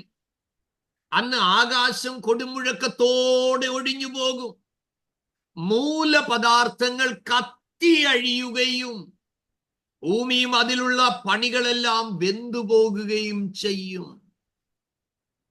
തന്മാത്രയെ വിഘടിപ്പിക്കാൻ കഴിയുകയില്ല എന്ന് ഒരു കാലഘട്ടം വരെ ശാസ്ത്രലോകം വിശ്വസിച്ചിരുന്നു. ആറ്റത്തെയും വിഘടിപ്പിക്കാൻ കഴിയും എന്നാണ് പത്രോസ്ലീഹ പറഞ്ഞിരിക്കുന്നത്. മൂലപദാർത്ഥങ്ങൾ കത്തിയഴിയുകയും. വിദ്യാഭ്യാസമില്ലാത്ത പത്രോസ്ലീഹയിലൂടെ തമ്പുരാൻ ഇത് എഴുതിപ്പിച്ചപ്പോൾ ശാസ്ത്രം പറഞ്ഞു, ഇത് കെട്ടുകഥയുടെ പുസ്തകമാണ്,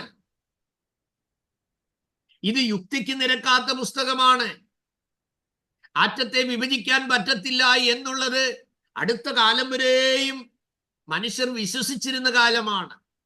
എന്നാൽ ഇറ്റാലിയൻ ശാസ്ത്രജ്ഞനായിരുന്ന ഹെൻറിക്കോ ഫെർമൻ ന്യൂട്രോൺ ഉപയോഗിച്ച് ചിക്കാഗോ യൂണിവേഴ്സിറ്റിയിൽ വെച്ച് എലമെന്റിനെ വിഭജിച്ചു. എലമെന്റ് വിഭജിക്കപ്പെട്ടു. വേദപുസ്തകം ഒഴിച്ച് എൻസൈക്ലോപീഡിയ മുഴുവൻ തിരുത്തി, ബ്രിട്ടാനിക്ക തിരുത്തി, എല്ലാ ആ പുസ്തകങ്ങളും തിരുത്തപ്പെടേണ്ടി വന്നു. പക്ഷെ തിരുത്തപ്പെടാത്ത ഒരൊറ്റ പുസ്തകം വിശുദ്ധ ബൈബിൾ മാത്രമാണ് സഹോദരങ്ങളെ. അതുകൊണ്ട് ഇന്നത്തെ കാലഘട്ടത്തിൽ മനുഷ്യൻ ഒരു യുദ്ധത്തിനായി തയ്യാറാകുമ്പോൾ ഏതെല്ലാം നിലകളിലുള്ള യുദ്ധോപകരണങ്ങളാണ് ഉപയോഗിക്കാനായി ആളുകൾ തീരുമാനിച്ചിരിക്കുന്നത്? രാസായുധം ഉപയോഗിക്കാനുള്ള ശ്രമത്തിലേക്ക് വരികയാണ്. നമ്മൾ കേട്ടതും കണ്ടതുമായ വാർത്തകളല്ലേ? Praise lord. എന്തിനാണ് വൈറസ് കയറ്റിവിട്ട് ഉപയോഗിക്കുന്ന സെൽഫോൺ പൊട്ടിത്തെറിക്കുന്നു? Praise God. ഇസ്രായേലിന്റെ അനേക കണ്ടുപിടുത്തങ്ങളിൽ എത്രയോ പ്രധാനപ്പെട്ട കണ്ടുപിടുത്തങ്ങൾ ഇതുപോലുള്ള യുദ്ധോപകരണമാണ്. 2 ടൺ ഭാരം കയറി വരത്തക്കവണ്ണമാണ് അതേ ലേസർ ബീം കണ്ടുപിടിച്ചിരിക്കുന്നത്. നോക്കുക, ഇതിന്റെ എല്ലാം കണ്ടുപിടുത്തങ്ങളുടെ പുറകിൽ നമ്മൾ മനസ്സിലാക്കേണ്ടത് ഒരു മൂന്നാം ലോകമഹായുദ്ധത്തിന്റെ വക്കിലേക്ക് നമ്മൾ വന്ന് നിൽക്കുകയാണ്. എവിടെ യുദ്ധഭീഷണികളാണ്, എവിടേക്ക് തിരിഞ്ഞാലും യുദ്ധത്തിന്റെ ശ്രുതികളാണ്. ആമേൻ. എപ്പോൾ വേണമെങ്കിലും ഇത് പൊട്ടിപ്പുറപ്പെടാവുന്ന തലത്തിലേക്കാണ് വേൾഡിന്റെ ഇപ്പോഴത്തെ മൂവ്മെന്റ് മുഴുവൻ നമ്മൾ കാണുന്നത്. എൻ്റെ സഹോദരങ്ങളെ, നമ്മുടെ കർത്താവ് ഏത് സമയവും വരെ, ഞാൻ പൂർണ്ണമായി വിശ്വസിക്കുന്നു, നമ്മുടെ ഈ തലമുറയിൽ തന്നെ നമ്മുടെ കർത്താവ് വരാനുള്ള സർവലക്ഷണങ്ങളും നമ്മൾ ചുറ്റുവട്ടം കണ്ടുകൊണ്ടിരിക്കുകയാണ്. ഇനി കുടിപ്പക വെച്ചോണ്ടിരിക്കാനും ജഡത്തിന്റെ ഫലങ്ങളുടെ ആമേൻ പ്രവർത്തികളെ കുറിച്ച് നമ്മൾ പഠിച്ചു. ആ 15 കാര്യവും നമ്മളെ അശുദ്ധമാക്കുന്ന 13 കാര്യങ്ങളെ കുറിച്ചും കർത്താവ് പറഞ്ഞതുമൊക്കെ മനസ്സിൽ വെച്ചുകൊണ്ടിരുന്ന് നമ്മുടെ നിത്യത നഷ്ടപ്പെടുത്താൻ ഇടവരാതിരിപ്പാൻ വളരെ സൂക്ഷ്മത പാലിക്കണം. കാവൽക്കാരൻ എന്ന നിലയിൽ നാം ലോകത്തോട് ഇത് പറയണം. നാം സുവിശേഷം പങ്കുവെക്കുമ്പോൾ പ്രാഗൽഭ്യത്തോട് പറയണം. എൻ്റെ സഹോദര സഹോദരി, എന്നും ഇത് നിങ്ങൾ ഇനി കേൾക്കാൻ പോകുന്നില്ല. ഇത് ഗുഡ് ന്യൂസിന്റെ ടൈമാണ്. ഇത് നിങ്ങളുടെ സുപ്രസാദ കാലമാണ്. ഇത് നിങ്ങളുടെ രക്ഷയുടെ ദിവസമാണ്. ഇത് ദൈവം നിങ്ങൾക്ക് തന്നിരിക്കുന്ന ഗോൾഡൻ ചാൻസ് ആണ്. നിങ്ങൾ യേശുവിനെ രക്ഷകനും കർത്താവുമായി സ്വീകരിച്ചാൽ നിങ്ങൾക്കൊരു ദൈവവൈതലായി തീരാൻ കഴിയും. ദൈവവൈതലായി തീർന്നാൽ നിങ്ങളുടെ പേര് ജീവന്റെ പുസ്തകത്തിൽ എഴുതപ്പെടും. നിങ്ങൾക്ക് സ്വർഗീയ സിറ്റിസൺഷിപ്പ് നിങ്ങൾക്ക് ലഭിക്കും. ഇന്നതുപോലെ ഒരു ദിവസം ഞങ്ങളുടെ കർത്താവ് മടങ്ങി വരും. കാരണം കർത്താവ് പറഞ്ഞു, ഞാൻ നിങ്ങൾക്ക് ഭവനമൊരുക്കാൻ പോകുന്നു. ഞാൻ പോയതിന് ശേഷം അതെ നിങ്ങളെ മടങ്ങി വന്ന് വീണ്ടും ചേർത്തുകൊള്ളും. അപ്പൊ കർത്താവ് വീടൊരുക്കാൻ പോയിരിക്കുന്നു, തിരിച്ചു വരുമെന്ന് കർത്താവ് പറഞ്ഞു. കർത്താവിനെ വിസ്തരിക്കുമ്പോൾ മഹാവിരോധനോട് പറയുകയാണ്, ആമേൻ, ആകാശമേഘങ്ങളെ വാഹനമാക്കി മനുഷ്യപുത്രൻ മഹാശക്തിയോടും മഹാകാഹളധ്വനിയോടും കൂടെ വരുന്ന ഒരു സമയം ഉണ്ട്. കർത്താവ് സ്വർഗാരോഹണം ചെയ്തപ്പോൾ 11 ശിഷ്യന്മാർ മുകളിലേക്ക് നോക്കി നിൽക്കുകയാണ്. ഗുരുത്വാകർഷണത്തിന്റെ നിലയിൽ പറഞ്ഞാൽ മുകളിലോട്ടൊരു കല്ലെറിഞ്ഞാൽ അത് താഴെ വീഴും. അങ്ങനെയുണ്ടെങ്കിൽ നമ്മുടെ കർത്താവായ യേശു ക്രിസ്തു ശിഷ്യന്മാരെ അരികെ വിളിച്ച് അവരെ അതേ അനുഗ്രഹിച്ചിട്ട് പറഞ്ഞു, "May go ye all the world and preach the gospel to every nation." നിങ്ങൾ ഭൂമിയുടെ അറ്റത്തോളം പോയി സകല സൃഷ്ടിയോടും സുവിശേഷം അറിയിക്കണം. Praise the lord. ആമേൻ. ഇത് പറഞ്ഞ് അവരെ അനുഗ്രഹിച്ചു കഴിഞ്ഞ് കർത്താവ് അവരെ കാണുകെ സ്വർഗത്തിലേക്ക് എടുക്കപ്പെട്ടു. Thank you Jesus. അവർ ആകാശത്ത് നോക്കി നിൽക്കുമ്പോൾ കഴിഞ്ഞ 3.5 വർഷം അവരോടൊരുമിച്ച് തങ്ങളുടെ പ്രാണനാഥൻ സർവശക്തനായ ദൈവമായിരുന്നു, വേഷത്തിൽ മനുഷ്യനായി വന്ന ദൈവമായിരുന്നു എന്നുള്ള കാര്യം അവർക്ക് ഉറപ്പായി. അവര് ഇങ്ങനെ മരവിച്ച് മുകളിലേക്ക് നോക്കി നിൽക്കുമ്പോൾ 2 ദൂതന്മാർ, അപ്പോസ്തല പ്രവൃത്തി 1-ാം അധ്യായം 11-ാം വാക്യം വേഗം വായിച്ചാണ്. Book of Acts chapter 1 verse 11.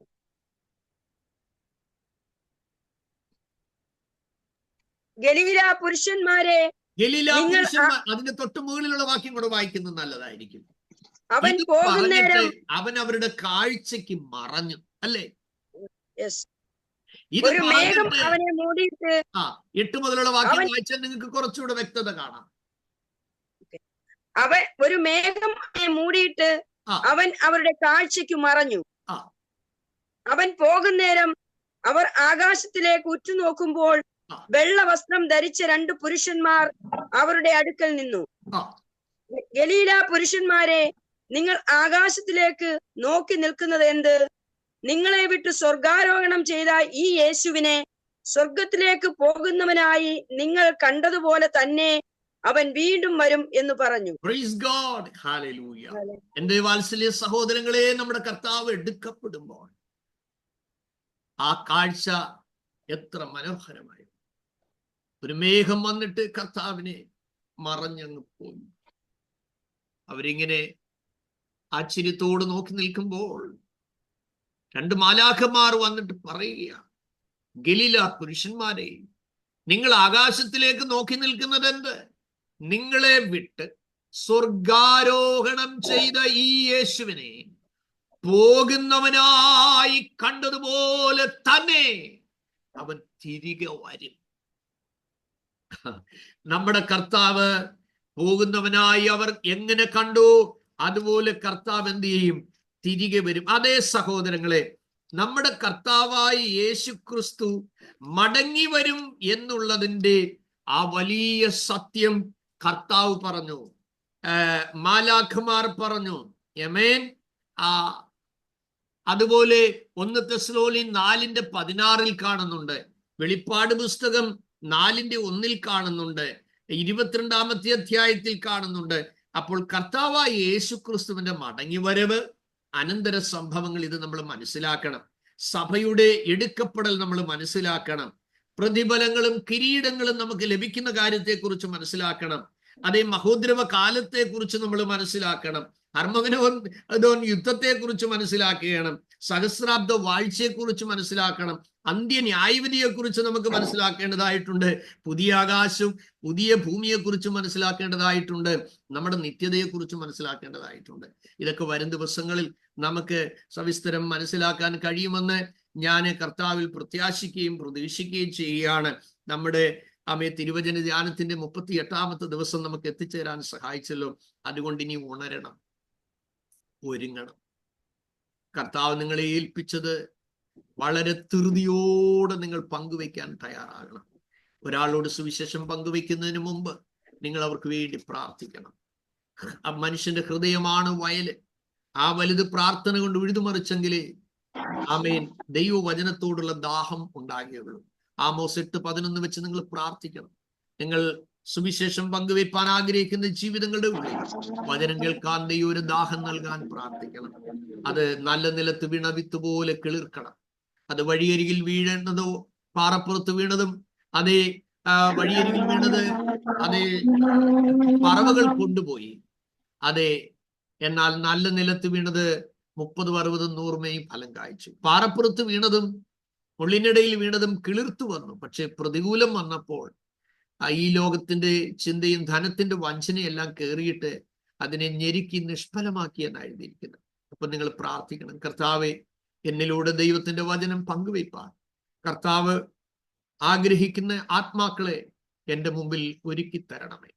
അവരോട് അങ്ങയുടെ സ്നേഹത്തിലും അങ്ങയുടെ സാന്നിധ്യത്തിലും ദൈവവചനം പങ്കുവയ്ക്കുവാനും നിത്യജീവനായി കർത്താവ് കണ്ടിട്ടുള്ളവരെ എനിക്ക് നേടിയെടുപ്പാനും കൃപ നൽകണമേ. നിങ്ങളുടെ മുമ്പിൽ ഏത് കാര്യത്തിനും ദൈവം ഒരു അവസരം തന്നാൽ ആ വ്യക്തി സുവിശേഷം പങ്കുവയ്ക്കാൻ കഴിയണം. ഞാൻ ചില യാത്രകൾ ചെയ്യുമ്പോൾ വീൽ ചെയർ പറയും. കാരണം എനിക്ക് ലോങ് നടക്കാൻ ഇച്ചിരി പ്രയാസമുണ്ട്. അപ്പൊ ആ വീൽ ചെയർ പറയുമ്പോൾ എനിക്ക് എങ്ങനായാലും ഒരു 3/4 മണിക്കൂർ 1 മണിക്കൂർ പല പ്രാവശ്യമായിട്ട് അവരെ കിട്ടും. അപ്പോൾ ഉരുട്ടിക്കൊണ്ട് പോകുന്ന സമയത്തെല്ലാം ഞാൻ സ്നേഹത്തോടെ അവരോട് കാര്യങ്ങളൊക്കെ പറഞ്ഞേച്ച് ഈ കഴിഞ്ഞ പ്രാവശ്യം അതെ അർമേനിയക്ക് പോകുമ്പോൾ എന്നെ വീൽ ചെയറിൽ കൊണ്ടുപോയ ഒരു പ്രിയപ്പെട്ടവൻ, ഒരു എത്യോപ്യക്കാരനായ മനുഷ്യൻ കർത്താവിനെ രക്ഷകനായി സ്വീകരിപ്പാനിടയായി തീർന്നു. ഞാൻ ആ ചുരുങ്ങിയ സമയം കൊണ്ട് കർത്താവായ യേശുക്രിസ്തുവിന്റെ മടങ്ങിവരവിനെ കുറിച്ച് സംസാരിച്ചു. അപ്പൊ ഞാൻ പറഞ്ഞു, ഞാൻ ഇന്നു പോലെ ഒരു ദിവസം കർത്താവിന്റെ വരുമ്പോ ഞാൻ പോകും. ഫ്ലൈറ്റിലാണെങ്കിൽ ഞാൻ അവിടെ നിന്ന് പോകും, എൻ്റെ പെട്ടി മാത്രമേ ശേഷിക്കത്തുള്ളൂ. നിന്നെപ്പോലെ ഒരാള് എനിക്ക് വേണ്ടി കാത്തു നിന്നാൽ വീൽ ചെയറും കൊണ്ടുവരും, എന്നെ കിട്ടത്തില്ലെന്ന് പറഞ്ഞു. അപ്പൊ ചോദിച്ചു, അതെന്താ അങ്ങനെ? അപ്പൊ കാര്യങ്ങൾ ചുരുക്കം വാക്കുകളിൽ പറഞ്ഞപ്പോൾ അങ്ങനെയുണ്ട്, എനിക്കും ആ സ്വർഗം വേണമെന്ന് അവൻ ഇങ്ങോട്ട് പറഞ്ഞു. അപ്പോൾ ഞാൻ പറഞ്ഞു, യേശുവിനെ രക്ഷകനായി സ്വീകരിച്ചാൽ നിനക്ക് ആ പൗരത്വം കിട്ടും. സ്തോത്രം. നിനക്കും കർത്താവ് വരുമ്പോൾ പോകാൻ കഴിയും. അങ്ങനെ ചുരുങ്ങിയ സമയം കൊണ്ട്, അതിന്റെ വീഡിയോ ഉണ്ട്, പക്ഷെ നമുക്ക് അത് അപ്ലോഡ് ചെയ്യാൻ പറ്റത്തില്ല, പ്രൈവസി ഉള്ളത് കൊണ്ട്. അപ്പൊ ഞാൻ പറഞ്ഞു വന്നത്, ഏത് നിമിഷമാണ് ദൈവം കണ്ട് ഒരാളെ രക്ഷിക്കപ്പെടാൻ നമുക്ക് അറിയത്തില്ല സഹോദരങ്ങളെ. ക്രൂശിലെ കള്ളന് ആ ഫൈനൽ ടൈമിൽ ആണ് അവസരം കിട്ടിയത്. കർത്താവേ, നീ രാജ്യത്വം പ്രാപിച്ചു വരുമ്പോൾ എന്നെ ഓർക്കണേ. ഇന്ന് പള്ളികളിൽ പറയും, ആമേൻ, അതെ, നീ രാജ്യത്വം പ്രാപിച്ചു വരുമ്പോൾ ഞങ്ങളെയും ഓർത്തുകൊള്ളണമേ എന്ന് കള്ളനോടുകൂടെ ഞങ്ങളും ചൊല്ലുന്നു. കള്ളനോടുകൂടെ ചൊല്ലേണ്ട സമയമല്ല മക്കളെ ഇപ്പം. Praise Lord. കള്ളൻ പറുദീസയിൽ പോയി. Praise Lord. അവൻ രക്ഷിക്കപ്പെട്ടിട്ട് ഇപ്പോഴും ആളുകൾ അവനെ കള്ളനെന്നാ വിളിക്കുന്നത്. പോട്ടെ. അപ്പോൾ ചില ആളുകൾ ചോദിക്കും, പാസ്റ്ററെ ക്രൂശിലെ കള്ളൻ സ്നാനപ്പെട്ടോ? ഇപ്പൊ സഹോദര ചോദിക്കുന്നത്, നീ ക്രൂശിലാണോ ഇപ്പോ? അല്ല. അപ്പോൾ മുടന്ത ന്യായങ്ങളൊക്കെ പലത് പറഞ്ഞ ആളുകൾ ഒഴിവ് പറയുമ്പോൾ ഓർത്തോണം, ഇതിനെല്ലാം വരും ദിവസങ്ങളിൽ നമ്മൾ ഫീൽഡിലുള്ള ആളുകളുടെ ചോദ്യങ്ങൾ, അതിനുള്ള ഉത്തരങ്ങളൊക്കെ നമുക്ക് വരും ദിവസങ്ങളിൽ പഠിക്കാനായിട്ട് ദൈവം അവസരം നൽകട്ടെ. കർത്താവ് നമ്മെ ധാരാളമായി അനുഗ്രഹിക്കട്ടെ. അമ്പിളി ശ്രീമൻ പ്രാർത്ഥിച്ചാട്ടെ. ഹല്ലേലൂയ, സ്തോത്രം അപ്പാ. ഹല്ലേലൂയ, നന്ദിയോടെ അങ്ങ് സ്തുതിക്കുന്ന കർത്താവെ, സ്തോത്രം ചെയ്യുന്ന അങ്ങയുടെ വചനത്തിൽ നിന്ന് കേൾക്കുവാൻ കർത്താവെ. ഹല്ലേലൂയ, അത് ഹല്ലേലൂയ ഞങ്ങളുടെ ഹൃദയത്തിൽ പതിവാൻ ഗുണം കർത്താവുന്ന അവസരത്തിനായി സ്തോത്രം കർത്താവെ. ഹല്ലേലൂയ, വചനത്തിൽ നിന്ന് കേട്ട പോലെ കർത്താവെ, അങ്ങയുടെ വരവ് ഏറ്റവും അടുത്തിരിക്കുന്നല്ലോ. ഹല്ലേലൂയ കർത്താവെ, അതിനായി ഓരോ ദിവസവും ഒരുങ്ങുവാൻ ഞങ്ങളെ സഹായിക്കണമേ കർത്താവെ. ഞങ്ങളുടെ സിറ്റിസൺഷിപ്പ് ഇവിടെയല്ല ഹല്ലേലൂയ കർത്താവെ, സ്വർഗത്തിലാകയാൽ ഹല്ലേലൂയ, അതിനായി നോക്കി പാർത്ത് ജീവിപ്പാൻ വേണം ഓരോ ദിവസവും ഞങ്ങളെ സഹായിക്കണമേ എന്ന് പ്രാർത്ഥിക്കുന്നു കർത്താവെ. ഹല്ലേലൂയ, ഞങ്ങളോ ഹല്ലേലൂയ ഏൽപ്പിച്ചിരിക്കുന്നതായ ദൗത്യങ്ങള് കർത്താവെ, അത് ഹല്ലേലൂയ പ്രാർത്ഥനയോടുകൂടി ഒരുക്കത്തോടുകൂടി ഓരോ ദിവസവും ചെയ്യുവാൻ തക്കവണ്ണം ഞങ്ങളെ ഓരോരുത്തരെയും കർത്താവെ സഹായിക്കണമേ. ഞങ്ങളെ അതിനായി ഒരുക്കണമേ എന്ന് പ്രാർത്ഥിക്കുന്നു കർത്താവെ. ഹല്ലേലൂയ, ഹല്ലേലൂയ അപ്പാ, നന്ദിയോടെ സ്തുതിക്കുന്നു, സ്തോത്രം ചെയ്യുന്നു കർത്താവെ. മറ്റുള്ളവരോട് ക്രിസ്തുവിനെ കുറിച്ച് പറയുവാന് ഹല്ലേലൂയ കർത്താവെ, അവിടുന്ന് പോയതുപോലെ മടങ്ങി വരുമെന്ന് കർത്താവെ പറയുവാന് എല്ലാം ഞങ്ങൾക്ക് കൃപ നൽകണമേ എന്ന് പ്രാർത്ഥിക്കുന്നു. അതിനായി ഒരുങ്ങുവാൻ ഞങ്ങളെ ഓരോരുത്തരെയും സഹായിക്കണമേ. നിന്റെ ദാസനെ കർത്താവെ ഹല്ലേലൂയ ശക്തിയോടെ അവിടുന്ന് എടുത്തുപയോഗിച്ചതിനായി നന്ദിയോടെ അങ്ങേ സ്തുതിക്കുന്നപ്പാ, സ്തോത്രം ചെയ്യുന്ന കർത്താവെ. ഹല്ലേലൂയ, അഭിഷേകത്തോടെ കർത്താവ് നിർത്തിയതിനായി സ്തോത്രം. ശാരീരിക പ്രയാസങ്ങളിൽ നിന്നെല്ലാം കർത്താവ് പൂർണ്ണമായ വിടുതൽ കൊടുക്കണമേ എന്ന് പ്രാർത്ഥിക്കുന്നു. ആരോഗ്യം ബലവും കർത്താവ് കൊടുക്കണമേ. ഹല്ലേലൂയ കർത്താവെ, കുടുംബത്തെ ഏൽപ്പിച്ച് പ്രാർത്ഥിക്കുന്നു കർത്താവ്. ഓരോരുത്തരെയും സഹായിക്കണം. മക്കളെ, കൊച്ചുമക്കളെ എല്ലാം കർത്താവ് അനുഗ്രഹിക്കണമേ. എന്റെ ദാസി അനുഗ്രഹിക്കണമേ എന്ന് പ്രാർത്ഥിക്കുന്നു കർത്താവെ. കൂട്ടിക്കൊണ്ടുവന്ന എല്ലാ മക്കളെയും ഏൽപ്പിച്ച് പ്രാർത്ഥിക്കുന്നു കർത്താവെ. കടന്നു വരുവാൻ സാധിക്കാത്തവരെയും കർത്താവെ ഞങ്ങളുടെ കരങ്ങളിലേക്ക് ഏൽപ്പിച്ച് പ്രാർത്ഥിക്കുന്നു കർത്താവെ. കേട്ടതായ വചനങ്ങള് കർത്താവെ, അത് കൈക്കൊണ്ട് അത് പ്രകാരം ജീവിപ്പാൻ തക്കവണ്ണം അവിടെ ഞങ്ങൾ ഓരോരുത്തരെയും സഹായിക്കണമേ എന്ന് പ്രാർത്ഥിക്കുന്നു. വീണ്ടും കർത്താവെ, പ്രാർത്ഥനയോടെ ഹല്ലേലൂയ കർത്താവെ, കടന്നു വന്ന് അറ്റൻഡ് ചെയ്യുവാൻ വീണ്ടും ഓരോരുത്തരെയും സഹായിക്കണമേ എന്ന് പ്രാർത്ഥിക്കുന്നു. ഓരോ ദിവസവും ഞങ്ങളെ തന്നെ ശോധന ചെയ്ത് കർത്താവെ, ഞങ്ങളുടെ കുറവശങ്ങളെല്ലാം മാറ്റി കർത്താവിനോട് ഹല്ലേലൂയ ഓരോ ദിവസവും അടുക്കുവാൻ തക്കവണ്ണം എല്ലാവരെയും സഹായിക്കണം അപ്പാ. പ്രാർത്ഥന അവിടുന്ന് കേട്ടതിനായി സ്തോത്രം. യേശു കർത്താവിന്റെ നാമത്തിൽ തന്നെ ആമേൻ. കർത്താവ് നമ്മെ ഏവരെയും ധാരാളമായി അനുഗ്രഹിക്കട്ടെ. 2 പ്രാർത്ഥനാ വിഷയങ്ങൾ നിങ്ങളെ ഓർപ്പിക്കുന്നു. നമ്മുടെ കഴിഞ്ഞ ഈ വർഷം മാർച്ചിൽ ഗ്രാജുവേറ്റ് ചെയ്ത കർത്താവിന്റെ നമ്മുടെ പൂർവ്വ വിദ്യാർത്ഥികളായ 2 പേർ, ഒന്ന് സാജു മത്തായി, അതുപോലെ റോസമ്മ എബ്രഹാം. അവരുടെ റോസമ്മ സിസ്റ്ററിന്റെ അമ്മച്ചി കഴിഞ്ഞ ദിവസം ഈ ലോകത്തിൽ നിന്ന് മാറ്റപ്പെട്ടു പോയി. അമ്മച്ചിയുടെ അടക്കം 26-ാം തീയതിയാണ്. പ്രത്യേകം നിങ്ങൾ പ്രാർത്ഥനയിൽ ഓർക്കുക. ആ ഭവനത്തിലെ ആശ്വാസത്തിനായി പ്രാർത്ഥിക്കുക. അതുപോലെ നമ്മുടെ ലൈസയുടെ പപ്പ മെനിങ്ങാന്ന് മരിച്ചുപോയി. സ്തോത്രം. അവരും നാട്ടിൽ ഇന്ന് US നിന്ന് എത്തിയിട്ടുണ്ട്. ഇന്നത്തെ ഫ്യൂണറലാണ്. ലൈസ മാത്രമേ ഉള്ളൂ വിശ്വാസത്തിൽ ഉള്ളത്. അപ്പോൾ പ്രത്യേകം അവരെ നിങ്ങൾ പ്രാർത്ഥനയിൽ ഓർക്കണം. അവരെ ദൈവം ആശ്വസിപ്പിക്കുകയും ബലപ്പെടുത്തുകയും ചെയ്യട്ടെ. നമുക്ക് ഒരുമിച്ച് ആശീർവാദം പറയുന്നതിന് മുമ്പ് നമുക്ക് ഒരാള് ആ സഹോദരങ്ങളുടെ ആശ്വാസത്തിനായിട്ട്, വേർപാടിന്റെ ദുഃഖത്തിൽ ആയിരിക്കുന്നവരുടെ ആശ്വാസത്തിനായി റൊണാൾഡ് പ്രാർത്ഥിച്ചാണ്. നമ്മുടെ ദൈവമേ, സ്വർഗീയ നല്ല പിതാവേ, നല്ല ഈ സമയത്തിനായി നന്ദിയോടെ സ്തുതിക്കുന്നു, സ്തോത്രം ചെയ്യുന്നു കർത്താവേ. ഞങ്ങളെ ഞങ്ങളുടെ കരങ്ങളിലേക്ക് ഏൽപ്പിച്ച് പ്രാർത്ഥിക്കുന്നു. നീ സഹായിക്കണമേ എന്ന് പ്രാർത്ഥിക്കുന്നു. പ്രത്യേകം നിന്റെ ദാസൻ പറഞ്ഞ 2 ഫാമിലിയും വിവരങ്ങളിലേക്ക് ഏൽപ്പിച്ച് പ്രാർത്ഥിക്കുന്നു കർത്താവേ. അല്ലെങ്കിൽ വേർപാടിന്റെ ദുഃഖത്തിൽ അവരായിരിക്കുന്നുവല്ലോ കർത്താവേ. നിന്റെ ദൈവിക സമാധാനത്താൽ നീ അവരെ നിറയ്ക്കുമാറാകണമേ എന്ന് പ്രാർത്ഥിക്കുന്നു കർത്താവേ. ഹല്ലേലൂയ, നന്ദിയോടെ സ്തുതിക്കുന്നു കർത്താവേ. ഹല്ലേലൂയ, നീ അവരെ സഹായിച്ചാട്ട് ആ കുടുംബത്തിലുള്ള എല്ലാ വ്യക്തികളെയും വിവരങ്ങളിലേക്ക് ഏൽപ്പിച്ച് പ്രാർത്ഥിക്കുന്നു കർത്താവേ. നിന്റെ സമാധാനത്താൽ ഹല്ലേലൂയ നിന്റെ പ്രത്യാശയാൽ നീ അവരെ നിറയ്ക്കുമാറാകണമേ എന്ന് പ്രാർത്ഥിക്കുന്നു കർത്താവേ. ഹല്ലേലൂയ പ്രത്യേകാൽ ഹല്ലേലൂയ കർത്താവ് ഒറ്റയ്ക്ക് വിശ്വാസത്തിലേക്ക് വന്ന സഹോദരി വിവരങ്ങളിലേക്ക് ഏൽപ്പിച്ച് പ്രാർത്ഥിക്കുന്നു. കടന്നു വന്ന അവസ്ഥകൾ നീ അറിയുന്ന കർത്താവേ. ഹല്ലേലൂയ നാട്ടിൽ ഇപ്പോൾ ആയിരിക്കുന്നുവല്ലോ ദൈവമേ, നീ സഹായിക്കുമാറാകണമേ എന്ന് പ്രാർത്ഥിക്കുന്നു. മിറത്തോട് നിർത്തുമാറാകണമേ എന്ന് പ്രാർത്ഥിക്കുന്നു കർത്താവേ. ഹല്ലേലൂയ ദൈവമേ, ഹല്ലേലൂയ കർത്താവ് ഫ്യൂണറൽ സർവീസ് ഒക്കെയും ഏറ്റവും അനുഗ്രഹകരമായി നടക്കുവാൻ നീ സഹായിക്കുമാറാകണമേ എന്ന് പ്രാർത്ഥിക്കുന്നു കർത്താവേ. കാലാവസ്ഥയൊക്കെ നീ അനുകൂലമാക്കി നൽകുമാറാകണമേ എന്ന് പ്രാർത്ഥിക്കുന്നു കർത്താവേ. നീ അവരെ ആശ്വസിപ്പിക്കുമാറാകണമേ എന്ന് പ്രാർത്ഥിക്കുന്നു കർത്താവേ. അടിയങ്ങളോടൊപ്പം ഹല്ലേലൂയ ജോയിൻ ചെയ്ത എല്ലാ വ്യക്തികളെയും വിവരങ്ങളിലേക്ക് ഒരു പ്രാവശ്യം കൂടി താഴ്ച ഏൽപ്പിക്കുന്നു കർത്താവേ. ഹല്ലേലൂയ അടിയങ്ങളെ നീ സഹായിച്ചായിട്ട് ബലപ്പെടുത്തിക്കായിട്ട് കർത്താവേ. നിന്റെ ദാസനെ നീ അനുഗ്രഹിക്കുമാറാകണമേ എന്ന് പ്രാർത്ഥിക്കുന്നു കർത്താവേ. പ്രാർത്ഥന കേട്ടതിനായ സ്തോത്രം യേശു ക്രിസ്തുവിന്റെ ധന്യമുള്ള നാമത്തിൽ തന്നെ. ആമേൻ ആമേൻ ആമേൻ. ഒരുമിച്ച് ആശീർവാദം നമുക്ക് പറയാം. വിദ്യാർത്ഥികളെല്ലാം ചേർന്ന്